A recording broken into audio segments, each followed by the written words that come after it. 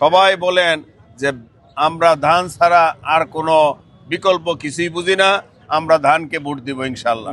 তাই আমরা আশা করি আমাদের বিপুল ভোটের বিজয় হবে ইনশাল্লাহ। তবে আপনারা জানেন আমাদের দেশনেত্রী বেগম খালেদা জিয়া অসুস্থ, তাই আমাদের মন খারাপ। আমরা সব জায়গায় দোয়া করতেছি।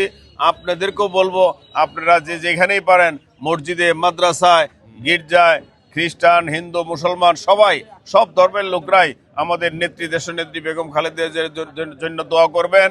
আল্লাহ ছাড়া কোনো উপায় নাই, আল্লাহ আমাদের একমাত্র উপায় করে দিতে পারবে, আমাদের নেত্রীকে আমাদের মাঝে ফিরিয়ে দিবে।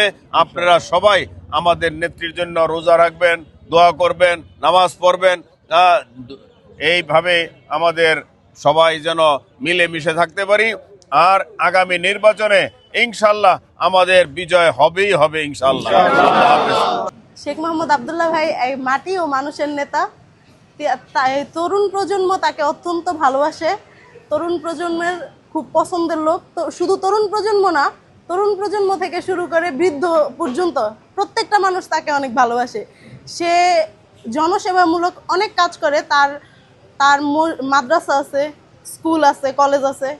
সে আমাদের কথা দিছে যে সে নির্বাচিত হইলে আমাদের জন্য হসপিটাল করে দিবে, ইউনিভার্সিটি করে দিবে। আমাদের বিক্রমপুর ঢাকার পার্শ্ববর্তী, কিন্তু তারপরও অন্য আর কি ঢাকার সাথে থাকা অবস্থায় আমাদের যতটুকু উন্নয়নমূলক অঞ্চল হওয়া উচিত ছিল অতটুকু নেই।